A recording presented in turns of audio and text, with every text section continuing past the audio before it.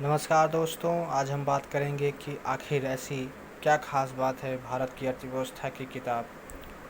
M Laxmikant में, जिसे MC माइग्रा hills ने छापा हुआ है कि हर टॉपर्स, हर सिविल सेवक की ज़बान पर भारतीय अर्थव्यवस्था के लिए एकमात्र पुस्तक का नाम रहता है। तो सबसे पहले हम देखेंगे ये पुस्तक जो छठा संस्करण है। अभी इसका एक नया संस्करण, छठे का एक रिवाइज संस्करण आया हुआ है जिसमें कुछ बदलाव किए गए हैं। फ़िलहाल आज हम उसी पुस्तक का रिव्यू कर रहे हैं जो हमने स्वयं पढ़ी हुई है, मल्टीपल टाइम्स पढ़ी हुई है। इस पुस्तक की एक ख़ास बात ये है कि इस पुस्तक को लिखने वाले लक्ष्मीकांत सर स्वयं एक शिक्षक रहे हैं जो सिविल सेवा के छात्रों को पढ़ाया करते थे, जिन्हें कई सालों के अनुभव के बाद इस बात का भली भांति पता चल गया कि आखिर में यूपीएससी की डिमांड क्या है, जिसको देखते हुए सर ने देखा कि मार्केट में ऐसी एक भी पुस्तक नहीं है जो भारतीय अर्थव्यवस्था के लिए एक पुस्तक पढ़ कर के प्रीलिम्स या फिर मेंस के सवालों के जवाब दिया जा सके। तो सर ने स्वयं अपने बनाए गए नोट्स को ही एक पुस्तक के रूप में तब्दील कर दिया, जिसका आज कोई भी पुस्तक तोड़ नहीं दे पाती। हम देखते हैं कि इस पुस्तक की शुरुआत में उन्होंने सबसे पहले ये बताया है कि ये पुस्तक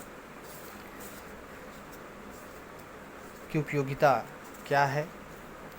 इस पुस्तक की उपयोगिता क्या है, किस प्रकार से इसमें नए चैप्टर्स जोड़े गए हैं,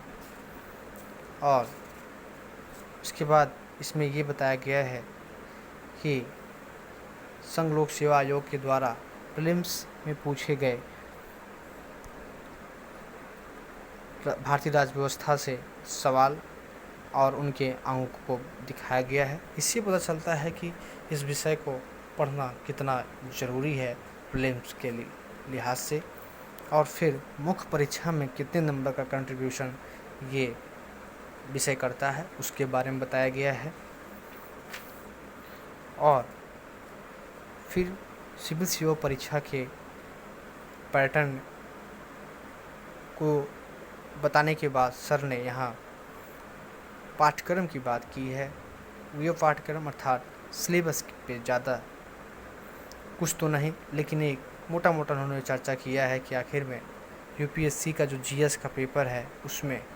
क्या क्या पूछा जाएगा, पहला पेपर, दूसरा पेपर, तीसरा पेपर, चौथा पेपर, पांचवा पेपर। इसमें सर ने भली भांति चर्चा किया है, उनके सामने उनका अंकों का भी विश्लेषण किया है। यहाँ पे सर ने बात किया है, अब चैप्टर की शुरुआत हो जाती है जिसमें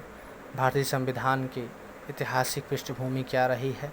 आखिर में हमारा संविधान जो आज हमारे सामने है वो इस रूप में कैसे आया, इसकी शुरुआत कैसे हुई, आखिर में कैसे हमारे स्वतंत्रता सेनानियों ने, नेताओं ने, विद्वानों ने इस बात को सोचा कि भारत की संविधान में मूल अधिकार होने चाहिए, राज्य के नीति निश्चित तत्व होने चाहिए, संसद कैसे कार्य करेगी, विधानसभाएं कैसे कार्य करेंगी, राष्ट्रपति का क्या रोल होगा, प्रधानमंत्री का क्या रोल होगा, बजट कैसे प्रस्तुत किया जाएगा, बजट पर किसको पावर होगी, कैसे नियुक्तियां की जाएंगी, नियुक्तियों में कार्यकाल क्या होगा, भारत में राज्य और केंद्र की शक्तियों का बंटवारा कैसे होगा, किसकी शक्ति ज़्यादा होगी, किसकी शक्ति कम होगी, कौन से राज्य उस विशेष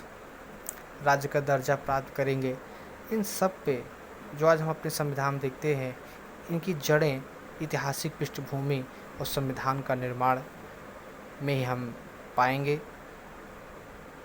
इसीलिए इस चैप्टर की शुरुआत में सबसे पहले हम ऐतिहासिक पृष्ठभूमि पर अध्ययन करते हैं, जिसमें ये दिखाया गया है कि कंपनी का शासन ने कौन कौन से कानून बनाए, हम वहाँ से क्या लिए हैं। वैसे अगर देखा जाए तो भारतीय अर्थव्यवस्था पढ़ने के पहले इतिहास को पढ़ना बेहद ज़रूरी होता है। इतिहास पढ़ने से आपको कई चीज़ें क्लियर हो जाती हैं,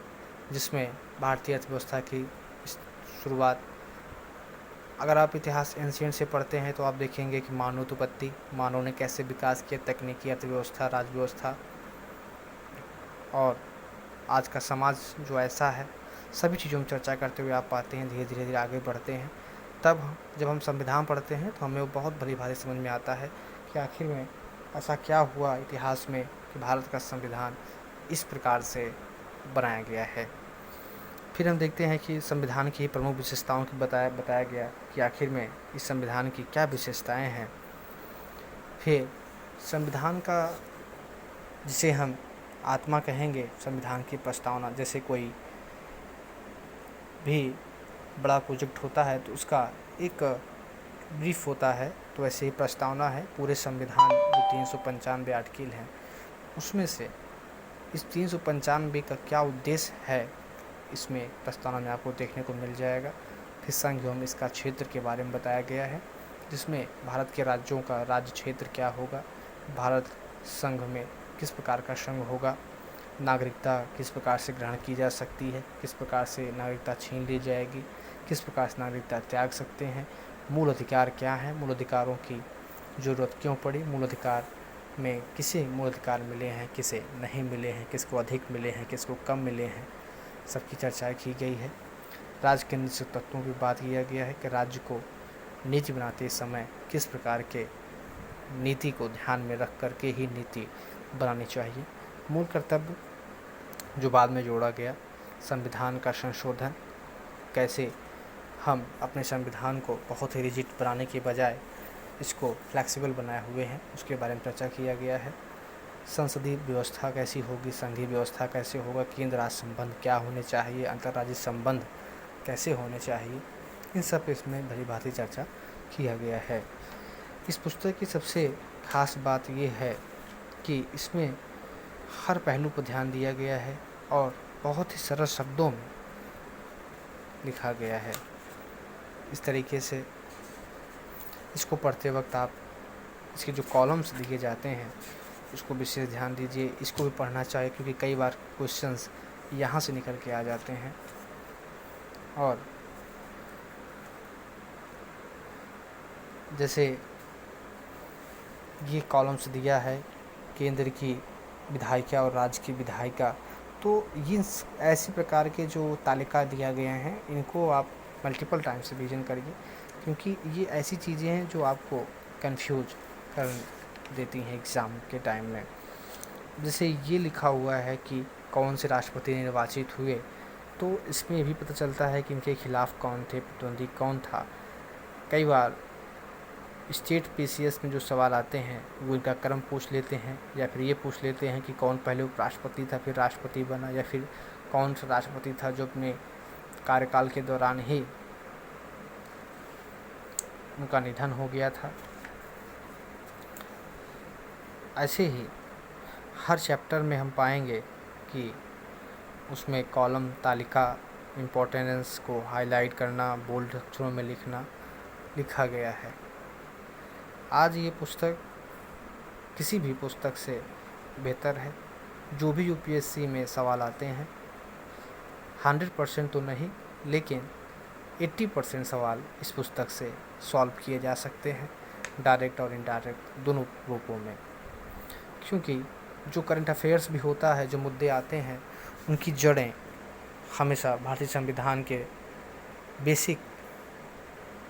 में छिपा होता है, और ये पुस्तक उसी बेसिक को क्लियर करता है। तो दोस्तों, अगर आप भी यूपीएससी या पीसीएस की तैयारी के बारे में सोच रहे हैं तो भारतीय अर्थव्यवस्था के लिए आप एम लक्ष्मीकांत को ही पढ़िए। इसके अलावा कोई भी पुस्तक आप अगर पढ़ते हैं तो आपकी अपनी इच्छा हो सकती है, परंतु अगर सरलता की बात करें तो इससे बेहतर बुक मार्केट में